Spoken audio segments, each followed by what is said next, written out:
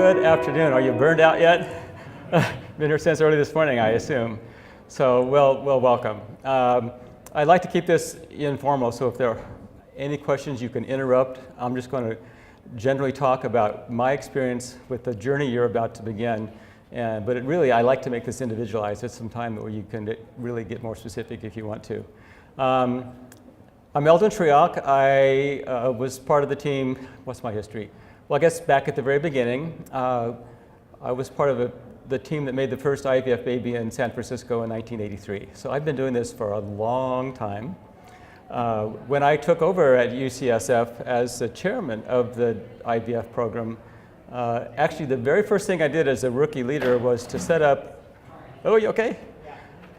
The first ethics conference ever at UCSF on what we would call rainbow flag reproduction, to really start promoting this whole area that any person we should help become a parent.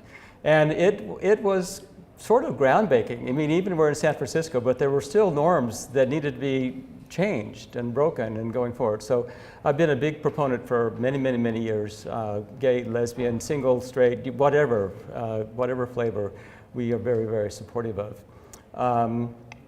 So I was at the UC and started that program, got it going, and then several years later in 2000, I put together what is now Pacific Fertility Center, and joined with 4 physicians and created, pretty much at that time, there were 3 IVF programs in town. We put all 3 of them together. I was kind of able to cherry pick the best of the best, and that's what PFC has then evolved into to this day. I think this is PFC's 5th or 6th time of being men having babies. I think it's my 4th or 5th being here. So I love coming, I love supporting it. I have both professional and personal interest in the journey that you're about to take. So I think it has become more successful in the 30 years that I've been doing this. I think it's still emotionally difficult. There are always ups and downs, sharing some of that with some of you in the audience today. But I always encourage folks to keep thinking of it as an adventure, and the goal at the end of the tunnel is so worth it. So in terms of PFC, we are a full service reproductive center, where that means we have 6 reproductive endocrinologists, all board certified, which is not always the case in IVF programs. The jewel of our program probably is our Embryo Lab. I would say it's the best of the best. I made the first baby. We had the first ICSI, if you know what that is, years and years ago. We were the first program to do extended culture. I think our lab still is the only lab in this part of the country that makes babies from day 7 embryos, if you're aware of that. You know, when your embryos are in the lab, they can grow to day 5, day 6 to turn into blastocysts. Most labs, if they haven't made it by that day, the slower growing embryos are discarded. Well, a few years ago, because we were also the first at doing genetic diagnosis on embryos, we were able to see if the embryos that made it to blastocysts a day later, day 7, were genetically normal. And lo and behold, a lot of them were. And so because we tested them, we felt safe in transferring them, and now we've already published a paper that has a lot of our results of babies being born from day 7 embryos. So it's just an extra bonus embryo that you might get. It's an example of a lab that has to be able to keep embryos happy till day 7, which I think is one of the best examples of the lab's quality. You're a good lab if you can keep embryos happy for 6 days, but you're a really good lab if you can keep them happy for 7 days in the Petri dish. And I think the next sort of wave of laboratory stuff was vitrification. And so you have to have a lab that can keep embryos happy. You have to have a lab that can diagnose the embryos genetically. But then you have to have a lab that does freezing and thawing of things well. And that's vitrification. And again, we were the first lab in the Bay Area that did vitrification. And it changed everything. That's when we were able to freeze eggs, and that's now why we have an egg bank. The next thing I'm going to talk about the lab is we were one of the very first programs to have an egg bank where we take donors and freeze their eggs. We started freezing eggs successfully about 12 years ago.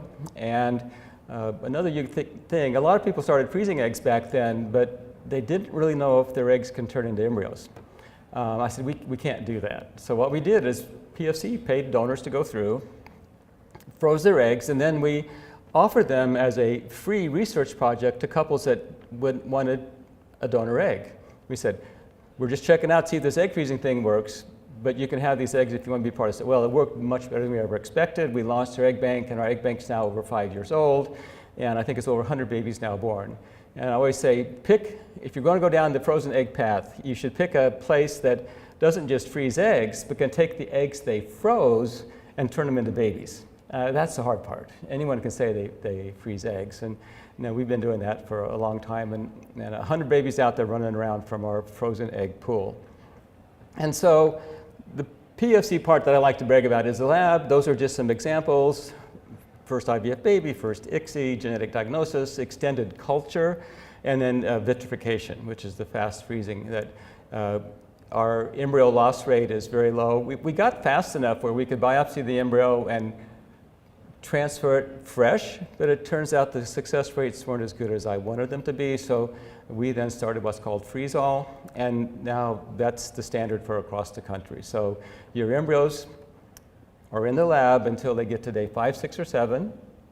Whenever they get to that blastocyst stage, which is the soccer ball with the baseball inside. Have you seen the pictures yet? Soccer ball then is placenta. There's like 150 cells. The baseball inside is a baby. And so what we can do is take 5 cells from the placenta and not mess with the baby. That's what makes it so safe. And then with vitrification, we now can freeze and thaw, really it's vitrify and warm, that blastocyst with a very high survival rate. We lose less than 10% of the embryos, most of the time less than 5%. So it has become very, very, very successful. So that's the lab part of PFC, maybe what's most important. The other part is then the idea of being full service. So we do all of the IVF on site.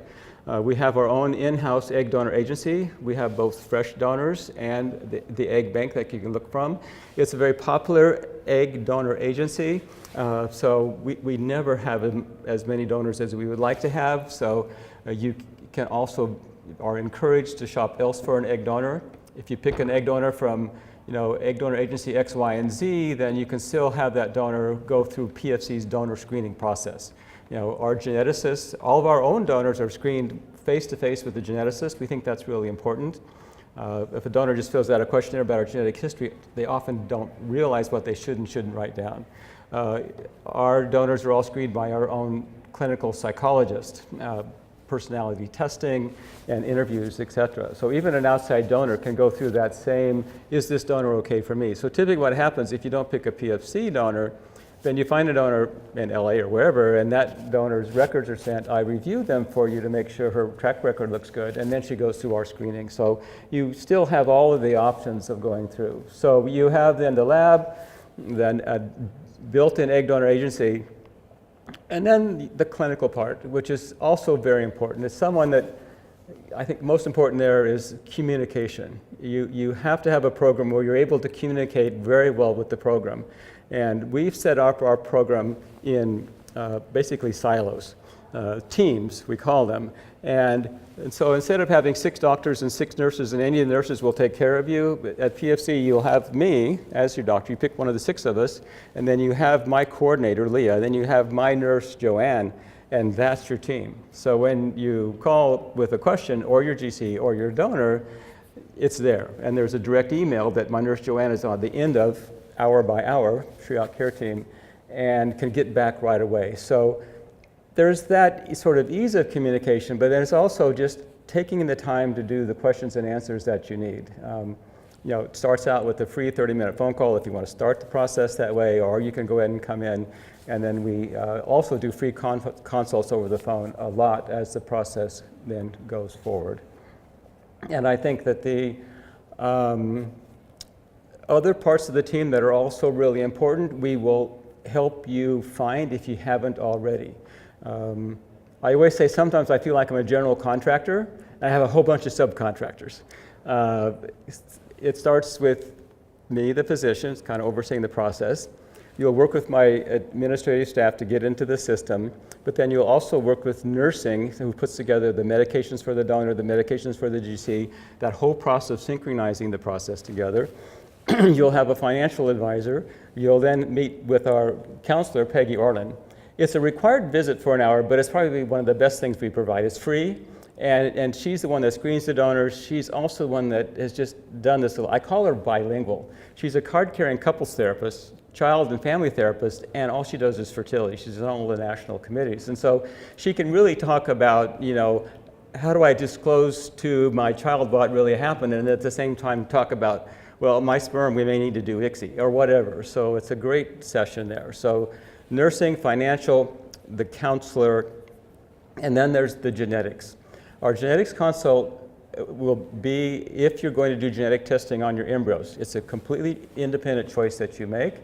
In my experience, it's completely optional. Using a young egg donor egg, if that's what you're planning, a 25-year-old recruiter donor, it's biologically kind of optional. Now, if you're going to use one of your 38-year-old sisters, then you should probably do it to look for the age effects of the older egg.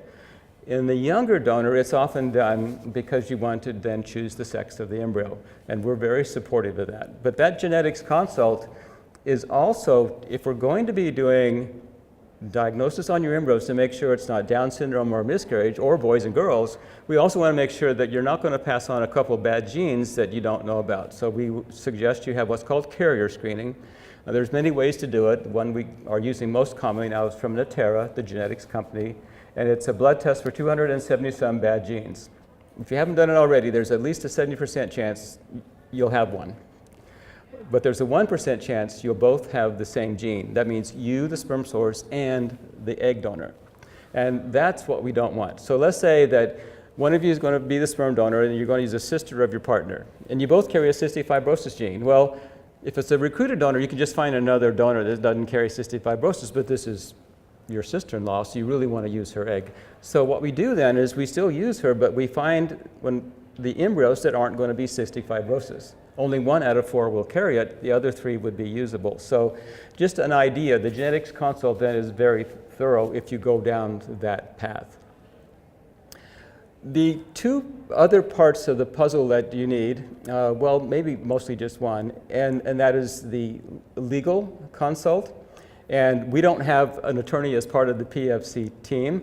The second one is we don't have an in-house pool of gestational carriers. We can have a list of attorneys that we can recommend, so please ask us, because we've worked with lots of them. There's lots of good choices. In terms of the agencies, it's kind of the same thing. We have a list that we can refer you to, and those that we've worked with. 5 minutes. I guess the thing there is it works kind of like your donor. You can find a surrogate from wherever. Before you commit to that surrogate, we request all of her records are sent in, so I can go over her obstetrical history and make sure she's all okay. And then you commit. So if there's anything like her BMI or whatever that we think might be an issue, or she had hypertension in her last pregnancy, we'll try to find that for you to protect you from that potential risk. Process, PFC, I think the other thing that people often ask me about, and it's more and more common, I think it's the way to go, is an unsynchronized cycle. If you know what that means, it means you go through and get your egg donor, collect the eggs, make your embryos and or test and freeze, so that then at some subsequent time, the gestational carrier will come through and then become pregnant. It's becoming much more common to do it that way. You can still do it the old school way where you get the donor and the GC all synced up together to take a fresh embryo into the GC. But that's going to be an untested embryo, one, and it's a lot of hassle to get those cycles set up. The only reason to do that is that every time you freeze an embryo, there's this 3 to 5% chance we might lose it. And in that one embryo, in that first cycle, you'd give up that risk, but you've also accepted the risk of miscarriage and everything else. So just to throw my medical 2 cents in, I think an unsynchronized cycle where the making of the embryo, the donor part, is uncoupled from the making of the pregnancy, the GC part, and I think that's the way to go. So I think we only got a couple of minutes left, but I want to save some time for questions. So sorry I went through that really quick, but those I think are the key highlights and give you a bit of an introduction to PFC. So any more questions? OD, overload. Yes, sir. Yes, so I'm asking this a lot of people today, but what 3 things do you wish other patients knew before they start this process? What 3 things? What 3 things? If you have like common things like, I wish I came to know your ass. I guess the what 3 things. One is I wish I knew how hard it was to parent twins. I would have never done that. that might be number one, that one thing. What would else be on that list? Second would probably be, this is taking longer than I thought it would. Because I didn't realize it was going to take me so long to find a donor or a GC or those sorts of things, that sort of thing. And I think the third thing might be, I wish I wasn't so picky picking out my donor. I wish I didn't wait for that perfect ethnic match that was my eye color and hair color and everything else, my religion, and just pick someone. It gets into the whole argument of nature versus nurture. And I think more and more now, you say, well, it's how you raise the child is half of what that child comes out to be, which is true, but now it's even more so with epigenetics and everything, it's crazy. So I think I would downplay the genetics of the donor a little bit. Young, fertile, healthy is good. So maybe I'd put those three things, as I wish someone had talked to me about it ahead of time. Good question. I like that question. 1 minute left. Anything else? Any more? Yes? No? Okay, well, just to summarize, I am so pleased that through this organization and others that this is now becoming a bigger and bigger opportunity for you. I still think there are things about it that I wish were different. I wish it didn't cost so much. I wish our government would leave reproduction alone. Sorry, political statement, exclamation point. And we fought that battle, won some, lost some, but I think we're still working on that. But together, I think we're going to accomplish it. And you know, we've obviously in doing this for 30 years, I've learned a lot that we will share with you when you join the team. So good luck, be patient. Please keep thinking it's an adventure, and the pot of gold at the end is worth it. I was an infertile person. I had to struggle. I share that, and I would share the personal time with you want. But I get that it can be hard, but again, as you'll hear most parents say, it was worth all the effort. So anyway, good luck, guys.